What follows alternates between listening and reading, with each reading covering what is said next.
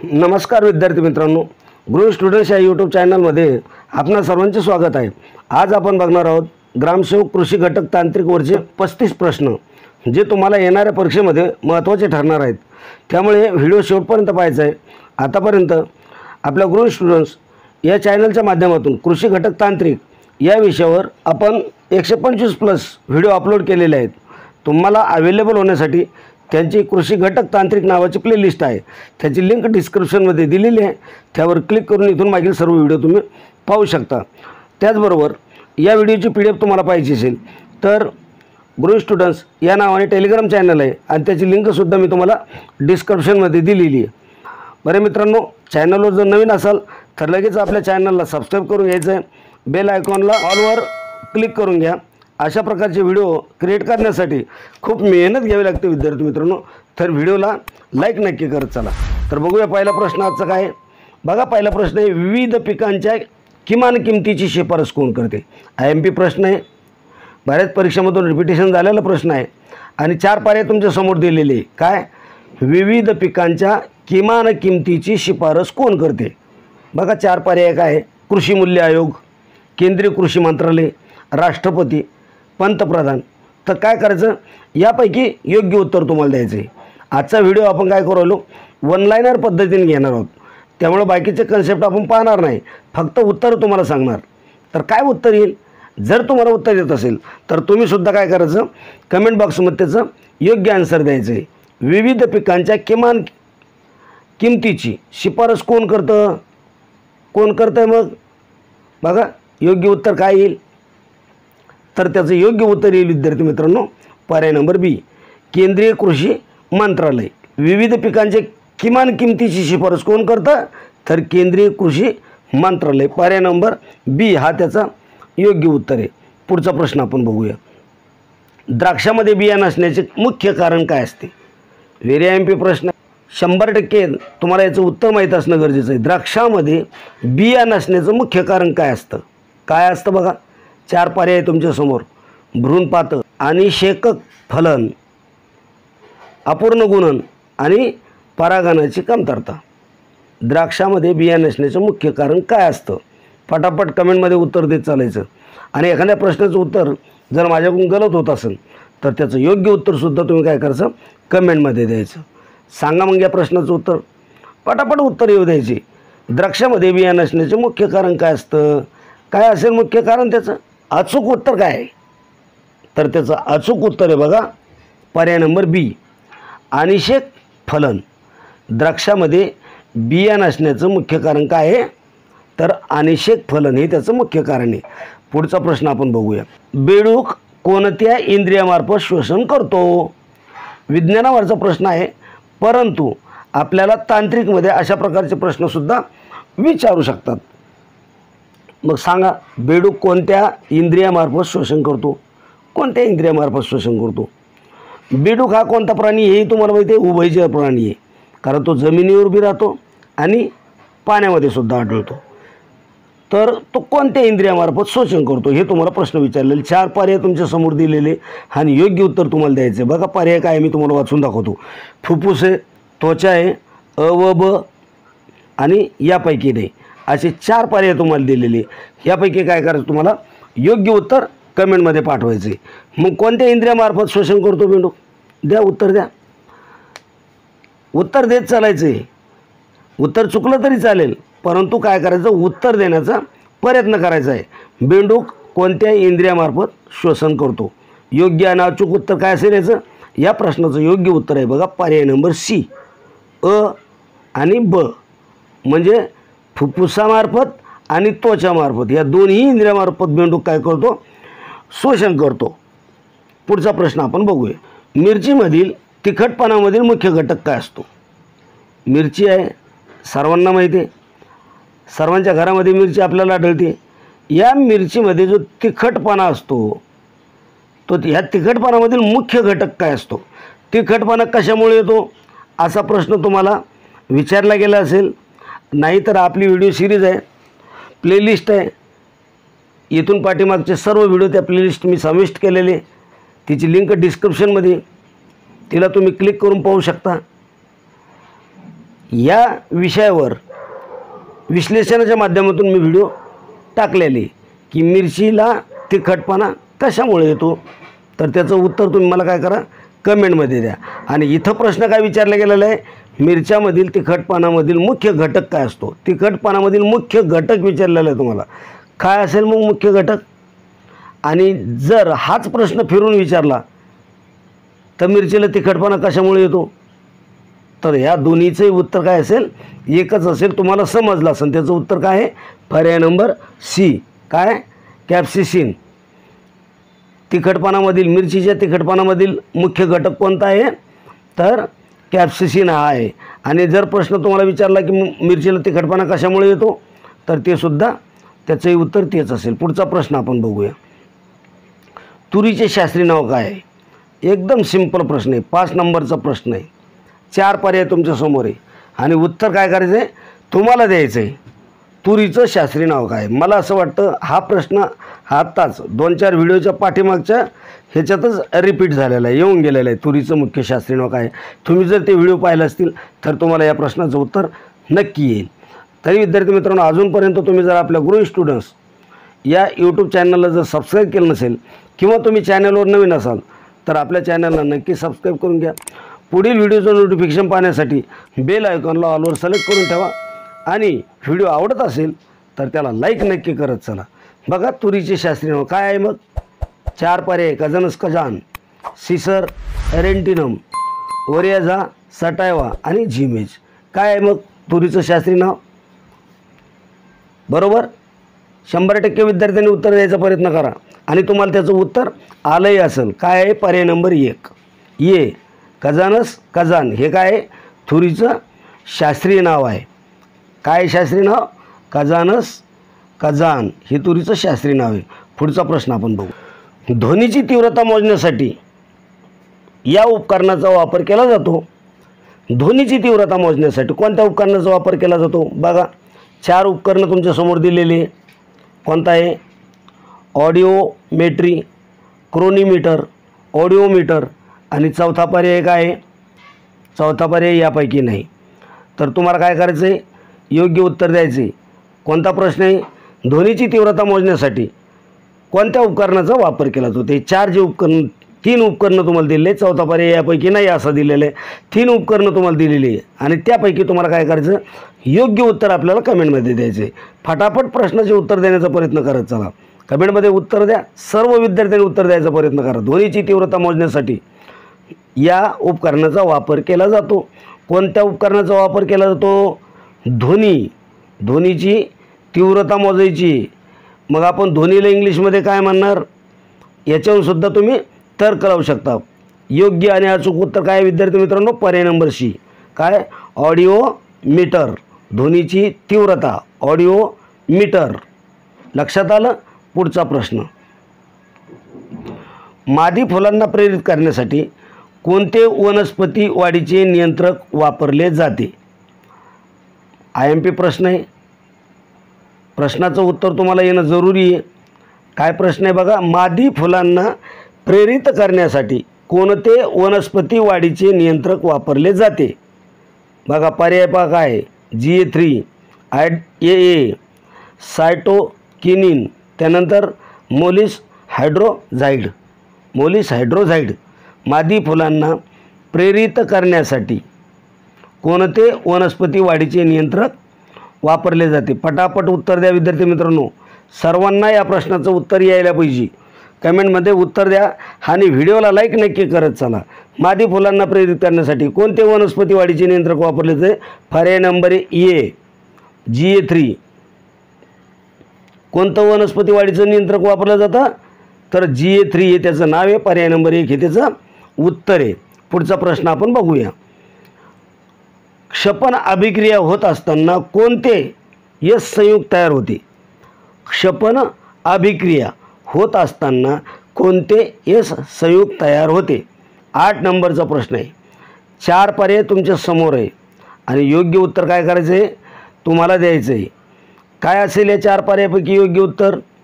बघा पर्याय काय मी तुम्हाला वाचून दाखवतो. Sulphur trioxide, sulphate, hydrogen sulphide आणि चौथा पर्याय आहे बघा मूलभूत सल्फर।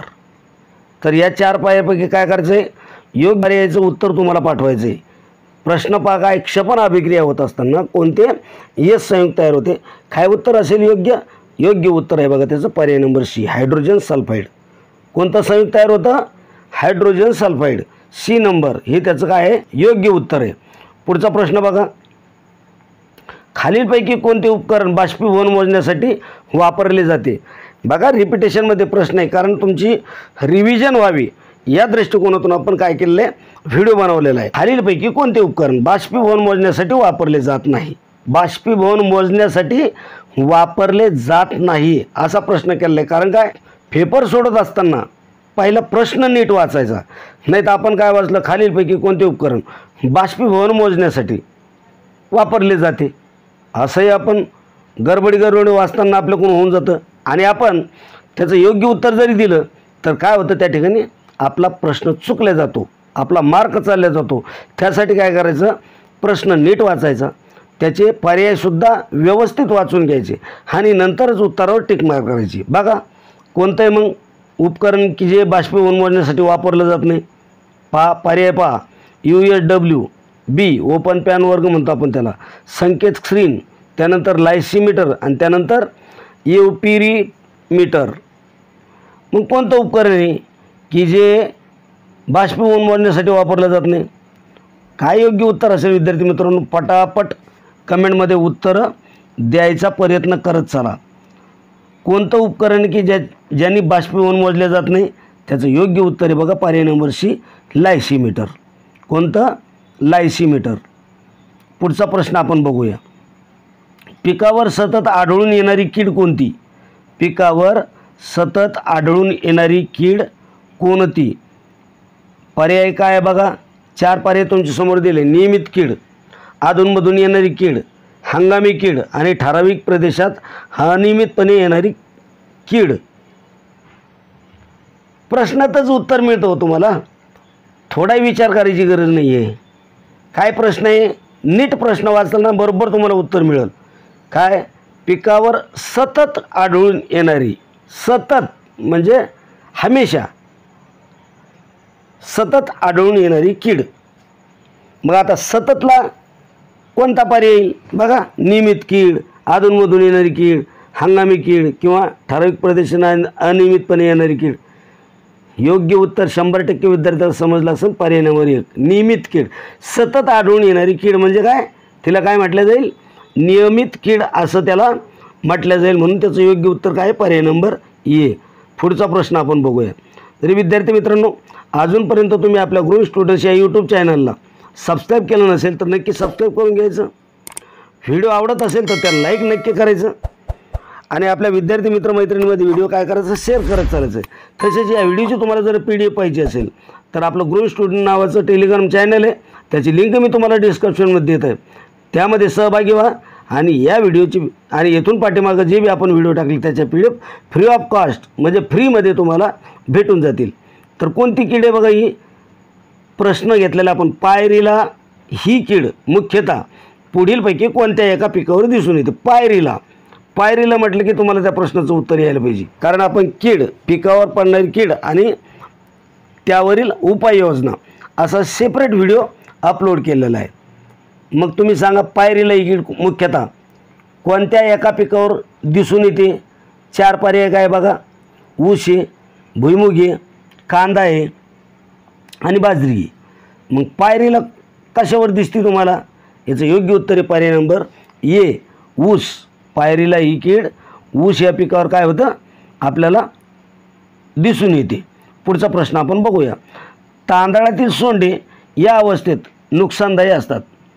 तांदळामध्ये जे सोंड, आपण त्याला सोनकिडी म्हणतो किंवा सोंडकिडी म्हणतो, तर त्याला तांदळातील जे सोंडे आहेत या अवस्थेत नुकसानदायी असतात। म्हणजे सोंड्याची कोणती अवस्था आहे त्यावेळेस ते काय होतं, जास्त नुकसानदायी असतात। बघा 4 पर्याय तुमच्या समोर आहे, उत्तर तुम्हाला शोधायचं आहे।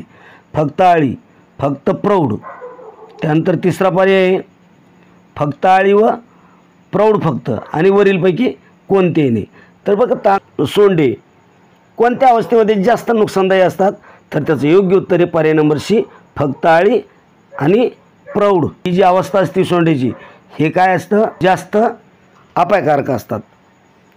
काय उत्तर आहे त्याचं? फक्त आळी व प्रौढ फक्त. पुढचा प्रश्न आपण बघूया. पालाश या मूलद्रव्याचे अधिक प्रमाण असणारे रासायनिक खत पुढीलपैकी कोणते? ज्या खतामध्ये पालाश हे अधिक प्रमाणात असतं असं रासायनिक खत पुढीलपैकी कोणतं? म्हणजे 4 पर्याय तुम्हाला दिलेले. 13 नंबरचा प्रश्न आहे आणि योग्य उत्तर काय करायचं आहे तुम्हाला पाठवायचं आहे. चला पटापट उत्तर द्या. सर्व विद्यार्थ्यांनी उत्तर देण्याचा प्रयत्न करायचा आहे, कारण तुम्ही प्रयत्न कराल तर तेव्हाच तुमची रिव्हिजन होईल. अन्यथा व्हिडिओ पाहणार पुढं जाणार, मला रिव्हिजन करण्यासाठी तर्क लावावं लागेल, उत्तर काढावं लागतील.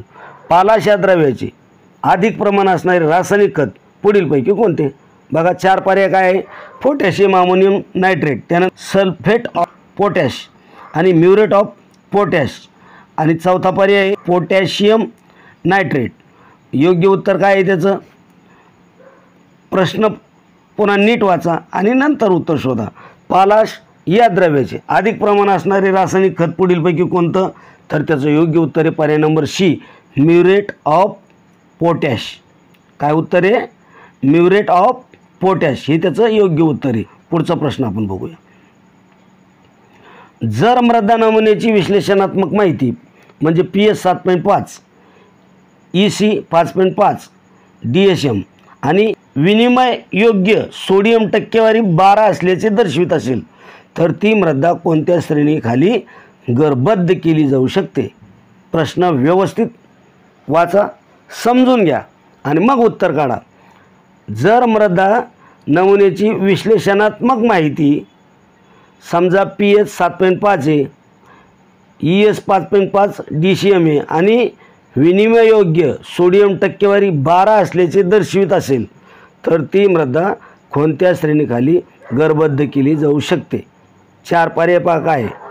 अल्कली मृदा, क्षारयुक्त मृदा, क्षारयुक्त अल्कली मृदा आणि सुपीक मृदा. तर योग्य उत्तर काय असेल याचं? बघा 4 पर्याय आणि योग्य उत्तर तुम्हाला काय करायचं आहे? शोधायचं आहे. प्रश्न वाचा आणि योग्य उत्तर द्या. योग्य उत्तर काय असेल? पर्याय नंबर बी, क्षारयुक्त मृदा.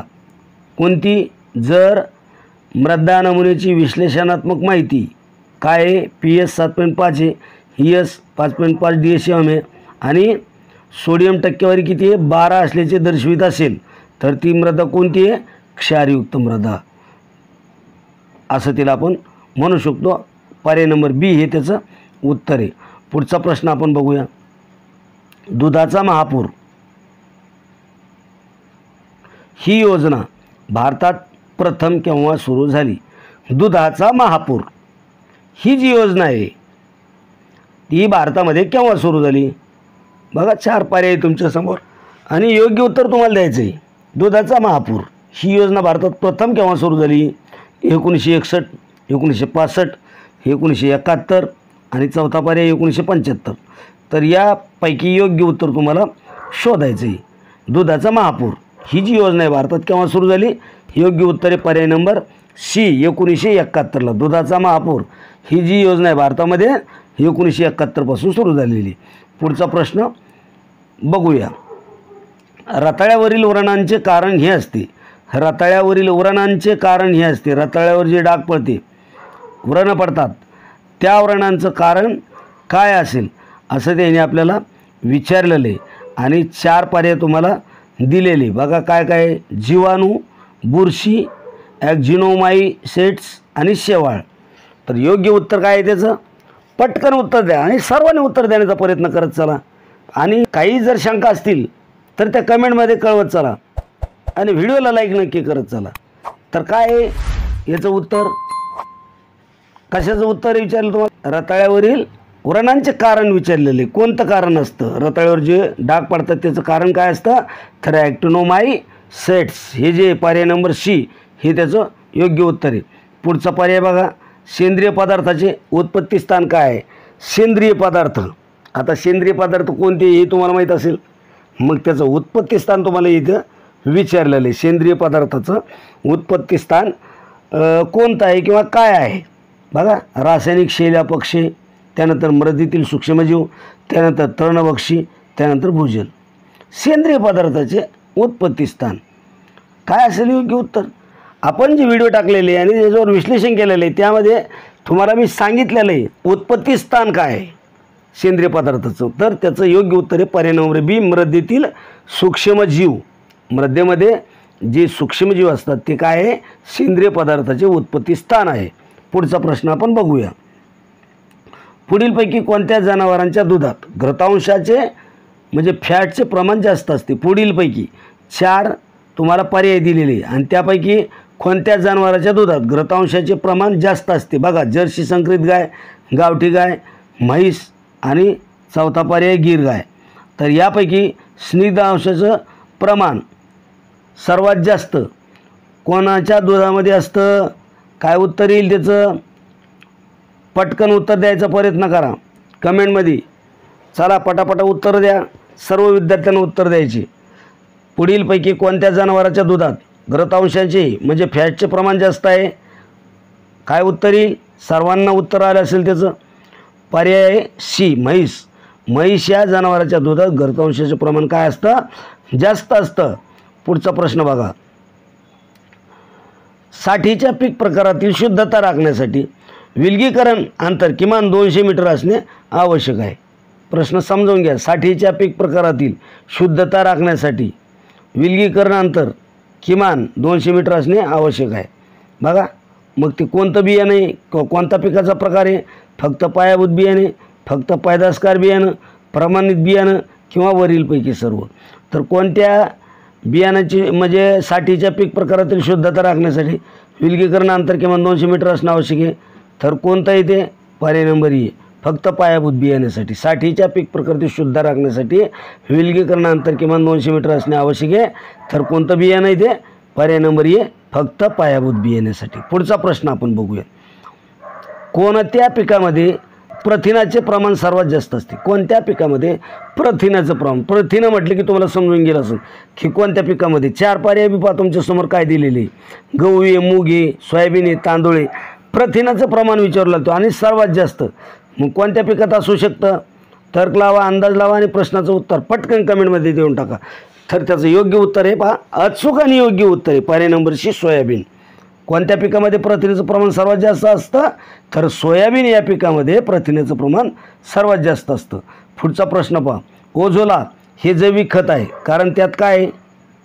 ओझोला हे जैविक खत आहे कारण त्यात आहे म्हणजे काय आहे? रेझियम, रायनोबॅक्टेरिया, मायक्रोरिझा, कुपितम्रता, त्याला ह्युमस म्हणू आपण. तर काय सर, ओझोला हे जैविक खत आहे कारण त्यात काय आहे? उत्तर काय आहे योग्य? योग्य उत्तर आहे पर्याय नंबर 2, काय? सायनोबॅक्टेरिया. ओझोला हे जैविक खत आहे कारण त्यामध्ये सायनोबॅक्टेरिया आहे. हे त्या प्रश्नाचं उत्तर आहे पर्याय नंबर बी. पुढचा प्रश्न आपण बघूया.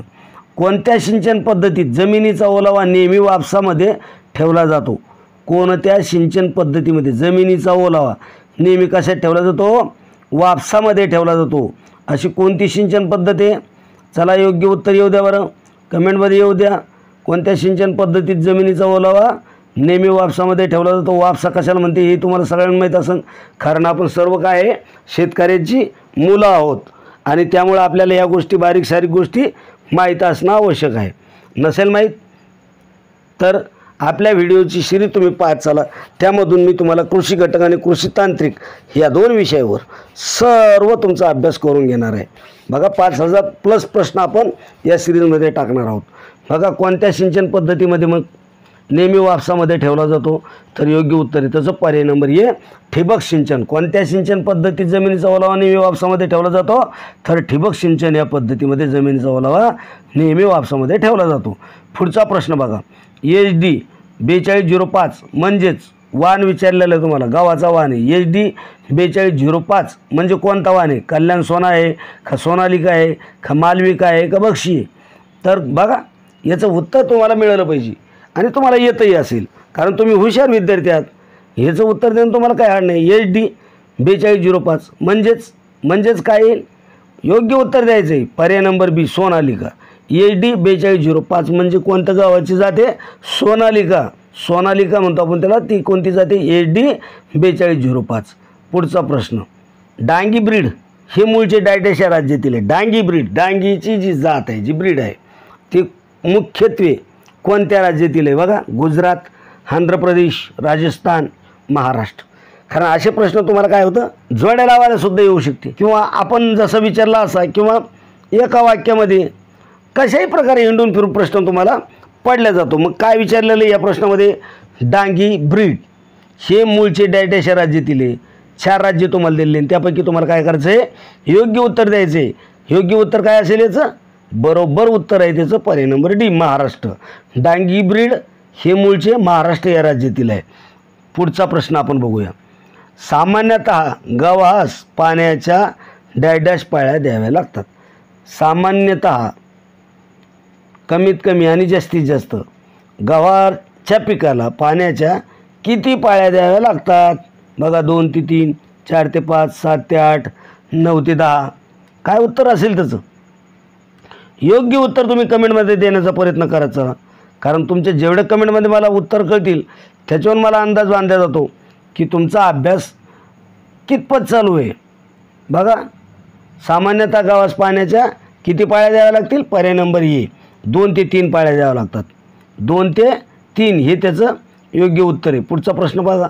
सनफ्लावर, कुसुम या तेलबियाच्या पिकाचे वानस्पतिक नाव खालीलपैकी कोणते? वनस्पतिक नाव कोणत्या पिकाचं? सनफ्लावर या तेलबियाच्या पिकाचे. बघा, 4 नावं तुम्हाला दिलेली. 26 नंबरचा प्रश्न आहे आणि योग्य उत्तर तुम्हाला शोधायचं आहे आणि कमेंटमध्ये पाठवायचं आहे. कोणकोणते बघा पर्याय? हेलियंथस एनरा, त्यानंतर कार्थेमस टिक्टोरियस, त्यानंतर एराकिस हायपोजिया आणि त्यानंतर ग्लायसिन मॅक्स. या 4 पैकी योग्य उत्तर तुम्हाला द्यायचं आहे. कोणत्या प्रश्नाचं? सनफ्लावर, कुसुम या तेलबियाच्या पिकाचे नाव खालीलपैकी कोणते आहे? तर कोणतं आहे? पर्याय नंबर 1 ही त्याचं उत्तर आहे. काय? हेलियंथस एनरा. लक्षात असू द्या, IMP प्रश्न आहे. हेलियंथस एनरा हे त्याचं नाव आहे. पुढचा प्रश्न आपण बघूया. ठिबक सिंचन पद्धतीत वापरल्यामुळे पाण्याची कमीत कमी किती टक्के बचत होते? जास्तीत जास्त नाही विचारलं बरं का, कमीत कमी. ठिबक सिंचन पद्धत वापरल्यामुळे पाण्याची कमीत कमी किती टक्के बचत होते? 10%, 20%, 25% का 30%? पाण्याची कमीत कमी किती टक्के बचत होती? तर त्याचं योग्य उत्तर आहे पर्याय नंबर सी, 25% बचत होती. किती? 25% बचत होती. झाडावरून अनावश्यक पाणी काढून टाकण्याची पद्धत काय असते? बघा, काय पद्धत असेल? कळ्या खुडणे, पाने खुडणे, फळे खुडणे, त्यानंतर चौथा पर्याय फुले खुडणे. मग काय पद्धत आहे? झाडावरून अनावश्यक पाणी काढून टाकण्याची पद्धत. पाने काढून टाकण्याची पद्धत प्रश्नात उत्तर येऊन जातो. हो, पाने काढून टाकण्याची पद्धत म्हणजेच पर्याय नंबर बी, पाने खुडणे. काय उत्तर येईल त्याचं? पाने खुडणे. झाडावरून अनावश्यक पाने काढून टाकण्याची पद्धत काय असते? पाने खुडण्याची पद्धत असते. योग्य उत्तर आहे पर्याय नंबर बी. पुढचा प्रश्न आपण बघूया. प्लेग हा आजार डॅश या विषाणूमुळे होतो. हेही तुम्हाला मी सांगितलं होतं. ह्या आजारावर सुद्धा काय प्रश्न तुम्हाला पडू शकतात IBPSमध्ये. त्यासाठी तुम्हाला काय करणं आहे? हर एक प्रश्न नजरेखालून टाकणं महत्त्वाचं आहे. आणि म्हणूनच आपण काय करवलं या ठिकाणी रिव्हिजन पर व्हिडिओ आपण घेतलेला आहे की तुमची जास्तीत जास्त रिव्हिजन व्हावी. प्लेग हा आजार डॅश या विषाणूमुळे होतो. कोणत्या विषाणूमुळे होतो? एरासिनिया पेस्टिस, काय हिमोफिल्सम एन्जाफ्लुएंजा, स्ट्रेप्टोकॉकफी फालिस, त्यानंतर फिब्रिया कॉलेरी. मग प्लेग हा आजार कोणत्या जीवाणूमुळे होतो असा प्रश्न तुम्हाला विचारलेला आहे आणि त्याचं योग्य उत्तर आहे पर्याय नंबर ए, एरसिनिया पेस्टिस. एरसिनिया पेस्टिस. पुढचा प्रश्न आपण बघूया. ॲझोस्पिरिलम हा सहजीवी पद्धतीने नत्र स्थिर करणारा डॅश आहे. काय आहे? ॲझोस्पिरिलम काय आहे? सहजीवी पद्धतीने नत्र स्थिर करणारा कवक, कीटाणू, जीवाणू आणि चौथा पर्याय काय आहे? विषाणू. काय असेल? योग्य उत्तर आहे बघा विद्यार्थी मित्रांनो, पर्याय नंबर सी, जीवाणू आहे. काय आहे? ॲझोस्पिरिलम हा सहजीवी पद्धतीने नत्र स्थिर करणारा जीवाणू आहे. पुढचा प्रश्न आपण बघूया. कोणते फळ झाड एकदा फळ दिल्यानंतर मरते म्हणजेच त्यामध्ये मोनोकार्पिझम असते? कोणते फळझाड एकदा फळ दिल्यानंतर मरतं, म्हणजेच त्यामध्ये काय असतं, मोनोकार्पिझम. बघा 4 पर्याय तुमच्यासमोर. 31 नंबरचा प्रश्न येईल, पटापटा प्रश्न येऊ द्या. ग्रोइंग स्टुडंट्स या यूट्यूब चॅनलला तुम्ही जर आतापर्यंत सबस्क्राईब केलं नसेल तर नक्की सबस्क्राईब करून ठेवा. व्हिडिओ आवडत असेल तर त्याला लाईक नक्की करा. आणि कोणते फळझाड एकदा फळ दिल्यानंतर मरतं, म्हणजेच त्यामध्ये काय असतं, मोनोकार्पिझम असतं. बघा 4 पर्याय काय, फणस आहे, फणसनंतर पपई, पपईनंतर केळी आणि केळीनंतर ऑलिव्ह आहे.